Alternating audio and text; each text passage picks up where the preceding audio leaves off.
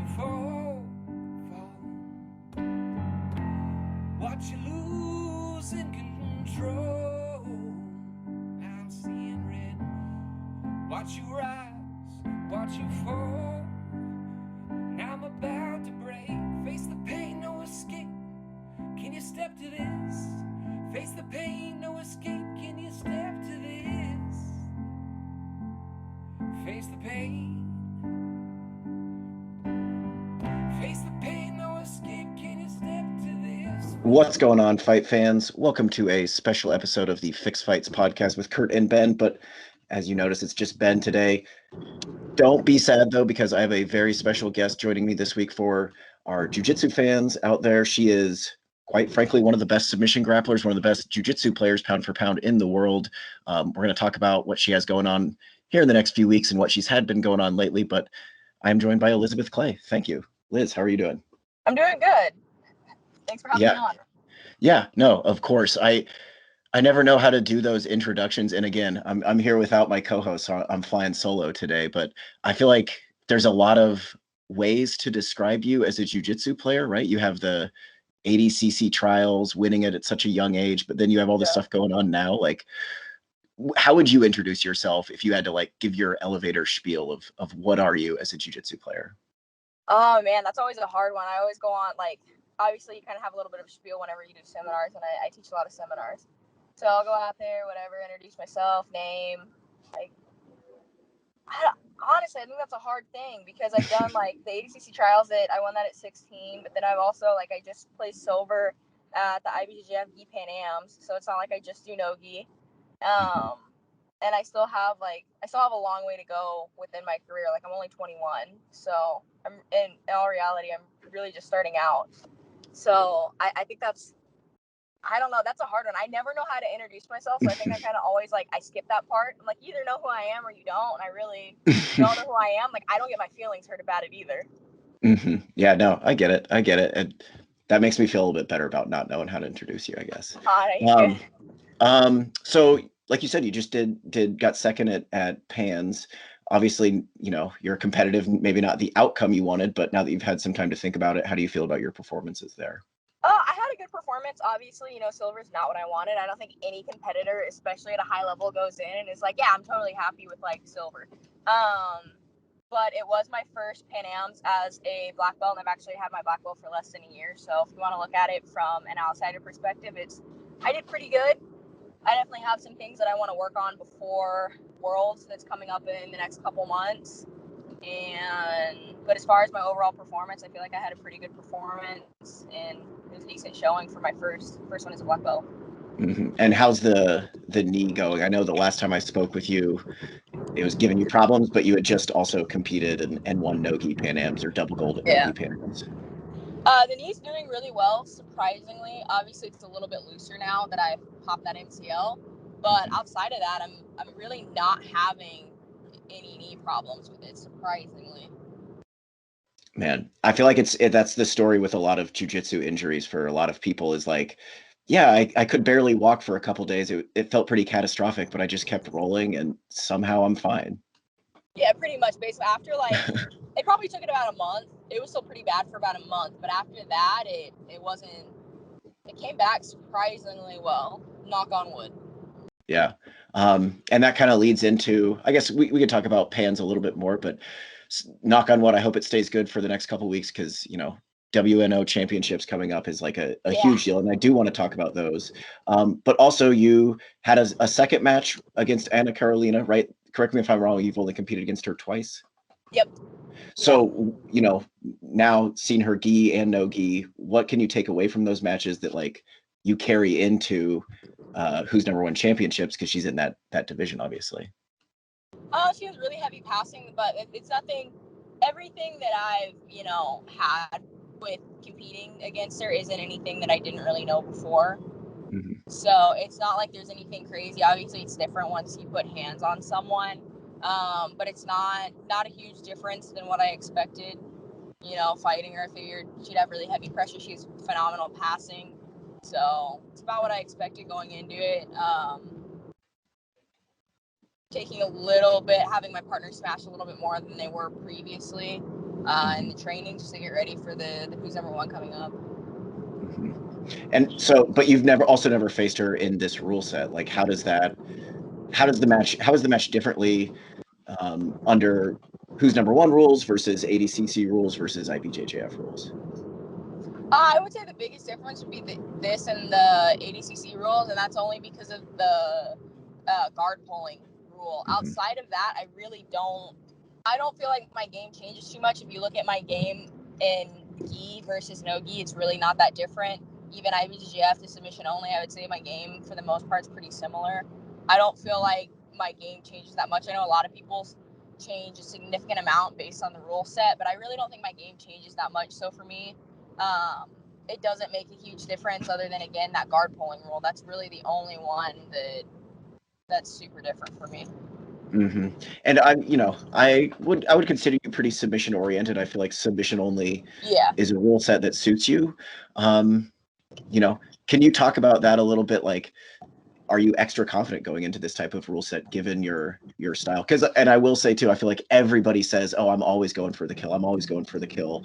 And some of those people, you hear it and you're like, "Are you though? I didn't see it." You, I would say, objectively, are one of those people. Yeah, I mean, I don't know. I don't feel super not confident going into even IBJJF ones. I think a lot of people that are super submission oriented, they almost take let's say the traditional hierarchy of jiu-jitsu, and it almost gets like kind of thrown out the window. Not everyone, like Gordon Ryan doesn't do that, but I would say a lot of people that play that, almost the hierarchy almost gets kind of thrown out of the window. And I don't think for me that it necessarily gets thrown out, even though I'm always going for the submission. Like, I'm still not trying to let somebody pass my guard. I would say it adds like a little bit of extra confidence in there, but I wouldn't say that it changes it like an insane amount, because I've always done IBJJF. I've always had that. In fact, I did IBJJF long before I ever did submission only. So for me, I'm pretty comfortable in both of them. Obviously, not having the points is it can be nice, but at the same time, it's also kind of backhanded, because if it ever goes to the judges, you never really know how it's going to fall, versus with the points, you at least know how it's going to fall. I can score, a point or two here and there, so I know I'm ahead. So if I don't get a submission, like, I know I'm going to win the match regardless. You never know that when it's submission only, because they don't have points. And you never know, once you leave it to the judges, you never know how that call is going to go. Right. I feel like there's this kind of mentality that you see sometimes out of competitors where it's like, "Oh, I'll let my guard get past. That's fine as long as I stay safe." Well, what if I spend 3.5 minutes in bottom side control and then it goes to a decision? Exactly. And I think that's definitely a problem that happens in the submission only. Yeah. So the what you're saying makes a ton of sense, that IBJJF background of respecting the positional hierarchy is helpful in a submission only format. Yeah. And it's also interesting too, not to harp on this topic too much, but you're somebody who I think of as a leg locker. And a lot of leg lockers, especially submission only players, are the types that you're describing, where they kind of throw the positional hierarchy out of the window just to get leg locks. But that's certainly not the case with you. What is the difference there in your game that allows you to attack the legs without giving up position? I think that a big problem that people do, and this has been something that I've talked about since I was like blue and purple, is that a lot of people, when they start playing leg locks, a big reason why leg locks for so long were this thing that nobody thought worked really, or few people did, was because so many times when you'd fall back for the foot, people didn't know either how to follow up past it when they went wrong to come up on top, or to come up in a good position playing guard. Or it was one of those things that, like, you would just fall back, and like, if it didn't work, that was it. People didn't know how to control the position. It wasn't so much like emphasis on like controlling the position and then also coming out of it.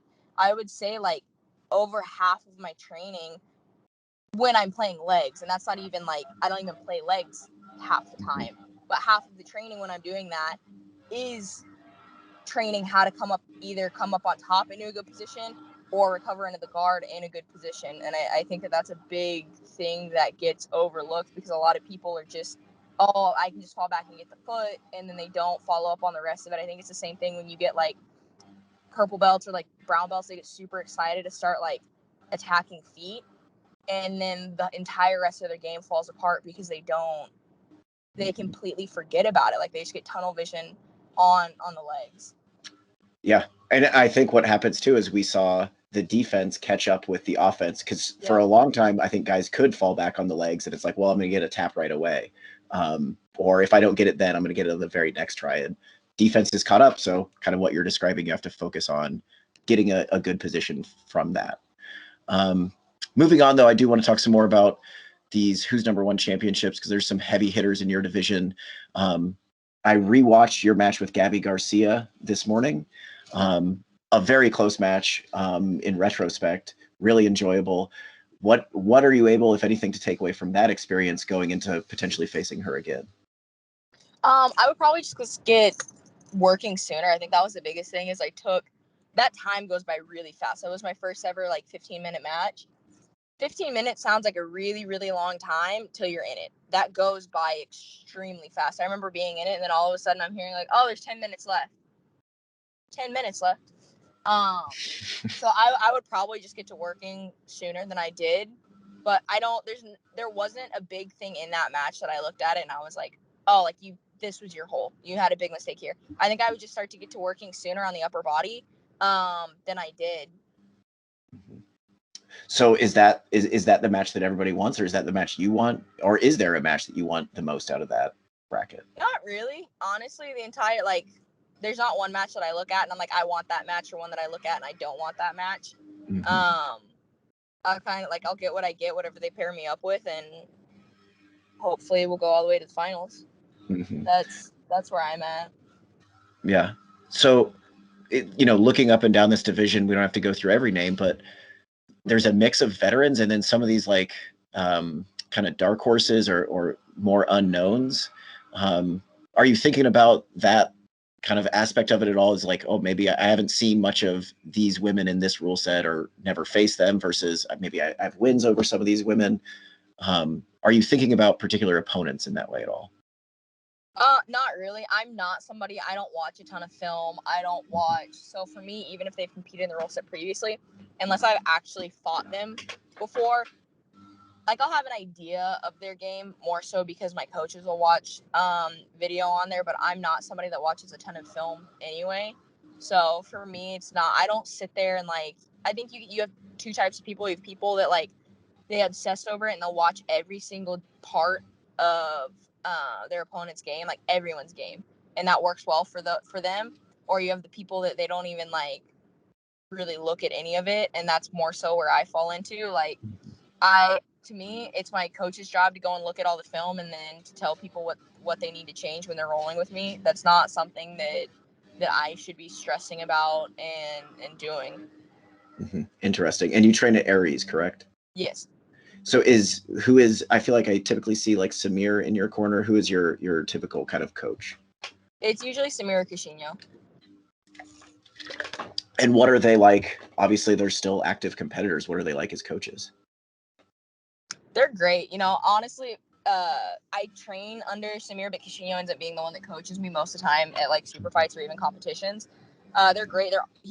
They're always there for me whenever I need something. I think there's only one in the last year or so that they've actually missed, and that was more so a communication issue. I didn't double check that they were going to be there, so they're always there for any of the fights I have, and I fight quite a lot. So that's saying a lot.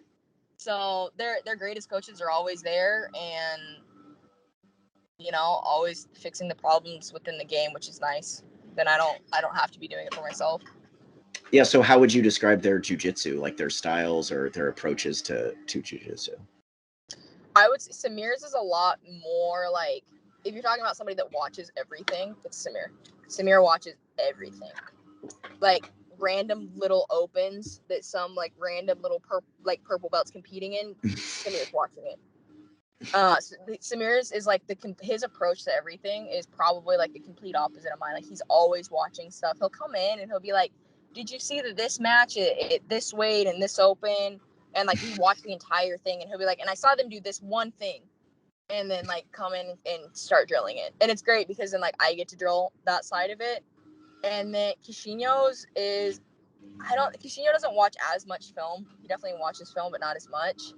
And it's just a lot more, I would say Samir's was a lot more laid back than Kishinyo's. Kishinyo's definitely a lot more like push the pace, and always like, even as a coach, he's a lot more, I don't want it, energetic, I guess. Not even like, Samir's just so much more laid back, and Kishinyo's just so much more like, there's so much energy there. I would say like he's almost like a ball of energy, and it falls over like into his jiu-jitsu, and even when he's coaching, like you can just feel all like the energy. It's funny. Mm-hmm. So, and then how are you? Like, obviously you said you're not the type that watches film, but are you like super amped up right before, during competition, or are you chill? Like, what's your mindset going into competition? I always get nervous going in, but I wouldn't say that I get like crazy amped up or anything. Like there's definitely a lot of energy there, but you have to know me to know that. If you look at any of the videos, any of the pictures, like you would never know that there was any emotion there, which I think is hilarious, because I'll always read the comments and they're like, oh, like she just doesn't care. And I'm like, no, I just don't show it. Yeah. There's always like, there's a ton of energy there. I think one of the biggest like probably like celebrations that I would say that I had was after winning the fight to win belt. It was my first one back in the gi after like 2.5 or 3 years, something like that. And I literally like, I ran and like jumped on Kishinyo, and I like had the belt and shit, and like hugging everybody, whatever. I'm pretty sure that belt left like a giant like bruise on his like ribs. Those belts are sharp. It's good to know. But I think that was probably like one of the biggest ones, just because it was from like coming back. But I would definitely say like there's definitely a lot of energy if you know me, but otherwise like it looks like there's absolutely no emotion the entire time I'm competing. Yeah, I would say you look pretty scary. I would even say a little intimidating. I don't know if that's the vibe you're going for, but your serious face right before competition for me is a little intimidating, I'll say. You're not the only one to say that. Good. Okay. That's good. I'm glad I'm not alone. I do want to talk about, like, especially now we're talking about big celebrations. Obviously, if you win this tournament, I would say, would it be the biggest kind of accomplishment of your career thus far? I don't know if I would call it the biggest accomplishment. You're talking about like biggest payout by far. But Right. I Yeah. still, there's something about that ADCC Trials, winning that at 16, that like, I think that one, because I was just so young doing it, will forever probably want to be the biggest ones for me. That's fair. And it's always, I mean, that's always the first thing I feel like a lot of people know about you, is that she was incredible at such a young age. But let's talk about the payout. Like what is it? $30,000 to the winner, I believe. Yeah, it's 30 for first, 15 for second, 7.5 for third, I think. So could you talk a little bit about like kind of what that means for professional grappling, especially professional women's grappling? Like you're kind of the very first generation of females that could do this as a career. It's great, especially when I started training, it was one of those things that it was like, you couldn't make a career in jiu-jitsu, period, but you definitely couldn't make a career in it if you were a girl. And like, this isn't one of those things that like, it was just like said around me, whatever. Like, these are things that like were said specifically to me, for years, even after like I'd won the trials, things like that. Like I was still told like I should go back to college, that I would never make a career out of it. Even within the last couple years. I was told that like there was no way it was ever going to be a career. It wasn't a career for like hardly anyone, much less any of the females. And it was one of those things that like you just didn't make money doing it. Even the guys didn't make money doing it, but especially the girls. So it's good to see that it's finally starting to grow, and it's finally starting to actually have payouts, and for the women as well, because I know like Spider pays, they pay a significant amount, but they like only have guys on. So there are definitely other ones that pay, but a lot of times it's not for the women. So to finally have a good payout and it be for the women as well, it's a really good thing, and it's a lot of growth for the sport. And I think it's a good thing for people coming up to see that it's growing a lot. And it's grown a lot just in the last 9 years. So like that's all I've been training. I've only been training for 9 years, and it's grown a significant amount within that time. Yeah, for sure. I feel like especially even in just the past couple of years, it's been exponential. Man, if you win $30,000, you should make those people eat the check in front of you, or you should hold them down and make them admit that you're making good money from doing grappling. right? Yeah, that's I mean I think it's good for all jiu-jitsu, men's and women's. Is this kind of the future of jiu-jitsu, or do you see like gi jiu-jitsu ever being monetized to this degree?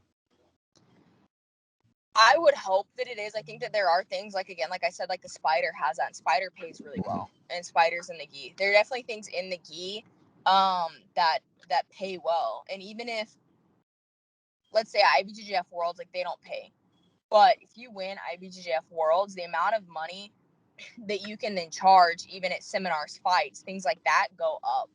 So even if it's not even necessarily like IBJJF Worlds it's paying, you're making money off of it. It's just more so in the long term. And I definitely think that gi jiu-jitsu will grow as well. I hope that it does. You know, I would be kind of sad if it didn't. If I saw it get super stagnant and not growing at all, that would be sad for me. You know, I love the gi, even though I would think most people think of me as no gi. Like I love the gi, and I would be really sad if it didn't grow. But I think that it will. Yeah, I feel like gi jiu-jitsu is always going to be around because that's what like the people on the ground, the practitioners, not people that want to compete all the time. That's what those people are doing. Yeah. No, exactly. And so like what's your training been like lately in terms of that gi no gi split, considering you've been competing in both?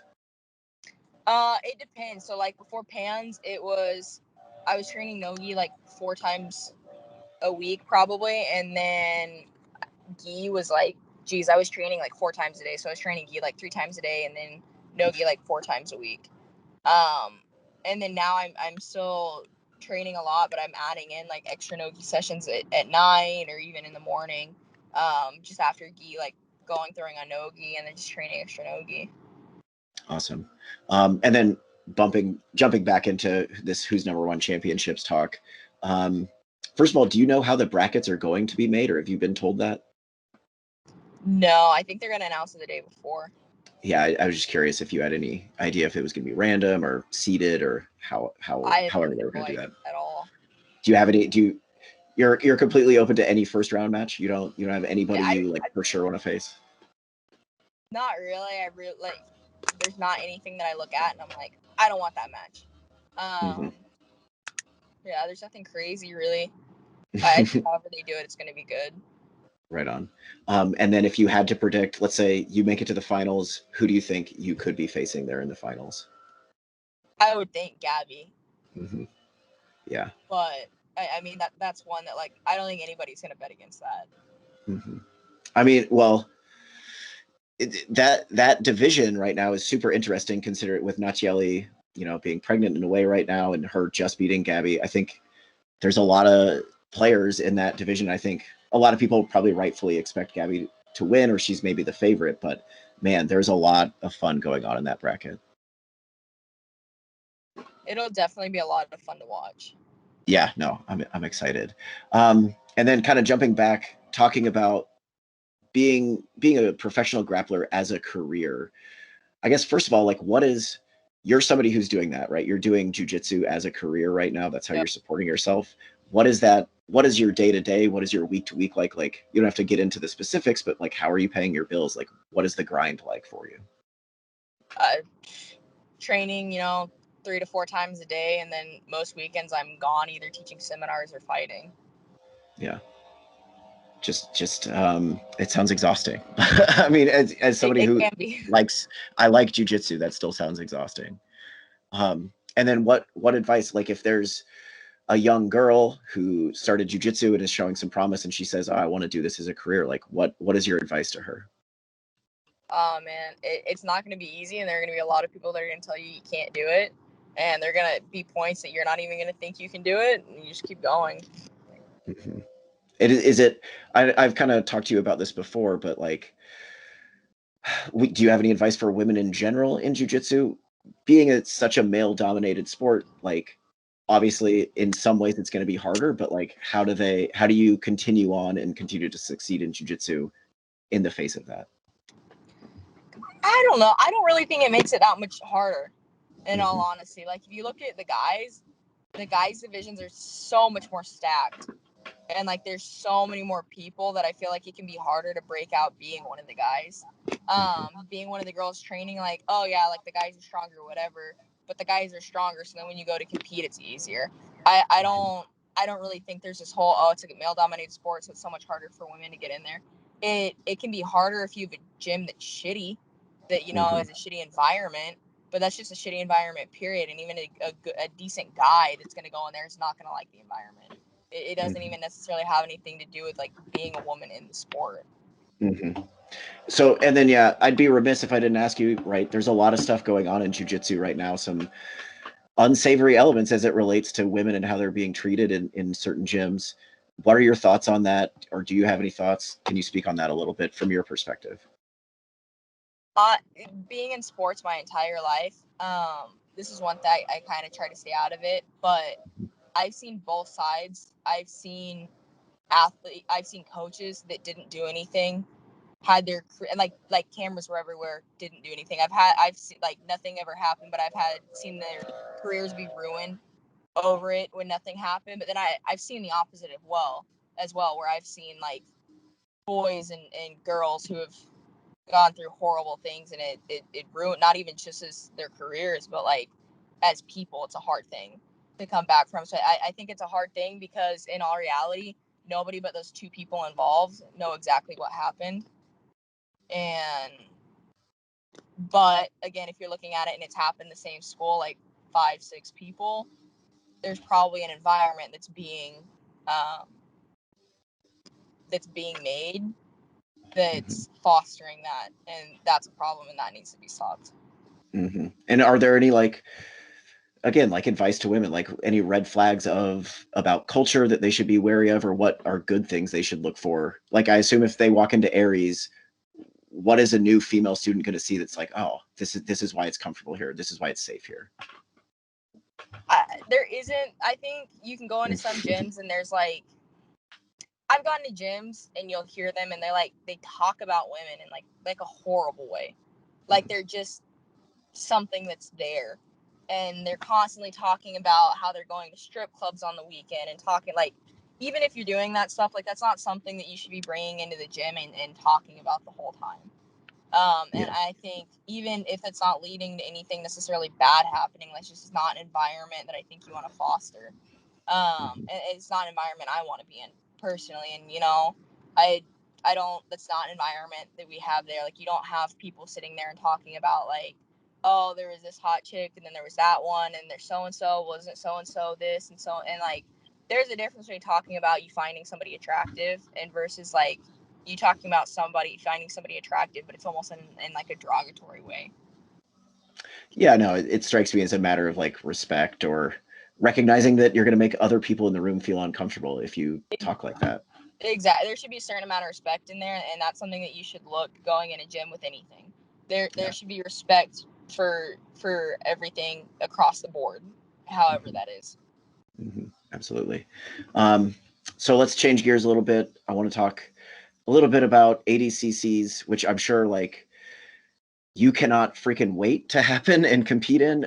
Can you, for people that are unaware, like tell us the story, right? You were the youngest ADCC trials winner, but then you kind of you were forced to pull out of that 2019 ADCC.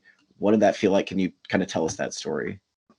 Yeah, so it was 2017. It's Sorry, 2017. excuse me. You're good. Right. So I qualified 16, was actually going to be 17 going to ADCC, and then about a month before, I blew out my knee. So I tore my PCL, I stretched out a bunch of ligaments, whatever.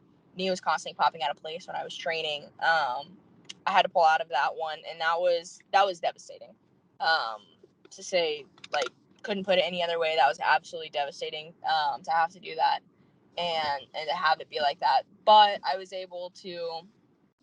Obviously, I'm still here, still competing, and it'll be kind of weird. I was supposed to be 17 in a blue belt going to my first ADCC, and whenever I go, if I go the next one, I'll be 22 in a black belt, or whenever it happens, like I'll be a black belt at that point.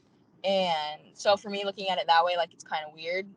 Like, it's so many years later than the first time I initially qualified, but it's definitely one of those things that I look forward to, and I'm hoping that it'll be 2022 when I end up going. Yeah. How do you feel about it years later now? missing, like not going to that 2017 ADCC, or like are you at peace with it? You still kind of irk you a little bit? Like, how do you feel about it years later? I mean, it definitely sucks. I wish I didn't get hurt, but once I was injured, like there wasn't anything I could do about it. And injuries are something that happen in the sport. There's not anyone you can ask that they're not like, they had something happen, whether it's like a broken hand or torn knee or pop knee or something. So it's one of those things that, like, yeah, while it sucks, I wish I would have gone. It's been so many years at this point, and I've come back strong. But yeah, obviously I would have loved to have gone and been able to compete. It would have been great. But it is what it is. Like, it's done. Mm-hmm. And obviously you still have a ton of time in the sport. You're 21, you said.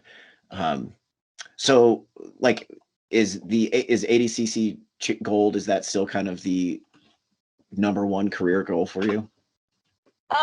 ADCC Gold, Worlds, you know, it's all of them. So there's not one that I'm like, I want this one over the other one. I think the only thing that makes ADCC slightly different is the fact that it's only every 2 years. But then again, like, Worlds hasn't happened in how many years as well. It's true. So yeah, it's true. There's not one that I necessarily am putting over the other one. They're both extremely important. Mm-hmm. So, and are you? I would imagine you're going to get an invite to the 2022 ADCCs. Do you gear up to that type of competition at all? I know you just said, right, you obviously still want to win Worlds, do these other competitions. Are you still like looking forward to that October date? Of course. Yeah, I definitely am. But when it starts coming around and I know it, then I'll start doing it. But right now it's so far away that there's not really anything to change.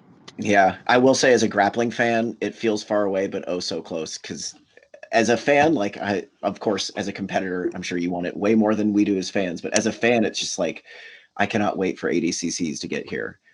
So I can't imagine kind of what you're going through with these delays. Yeah, the delays definitely suck. Yeah. So one more question, and unfortunately, I'm pretty sure I know the answer to this already, but this is an MMA podcast typically, often. So I'd be remiss if I didn't ask if you have any interest in ever competing in MMA. I don't. Not even gonna lie. I've done Muay Thai before. I've done the whole thing. Like, I like striking, but it's nothing that I necessarily want to take as a career. Yeah. And kind of like what we were talking about, like, you can make good money now as a grappler doing seminars and competing. Exactly. And just going to MMA, it would basically be like starting over again. And I don't enjoy it as much as I do, and as much as I enjoy Jiu Jitsu. Yeah, that's probably the most important. All right. So before I let you out of here, like, let people know where they can follow you, what you got going on in the next few weeks or months, and yeah, what's going on. Yeah, so you guys can follow me at Elisabeth Clay BJJ on Instagram. It's the best place. Is Elisabeth with an S, not a Z. Otherwise, you won't find me. I have Who's Number One coming up in like 2 weeks. No Gi Worlds is in October, and then hopefully Gi Worlds will be happening in November. Awesome. Well, Elisabeth, thanks again so much. That was fun. We'll catch you next time. Thanks. No escape, can you step to this? Face the pain.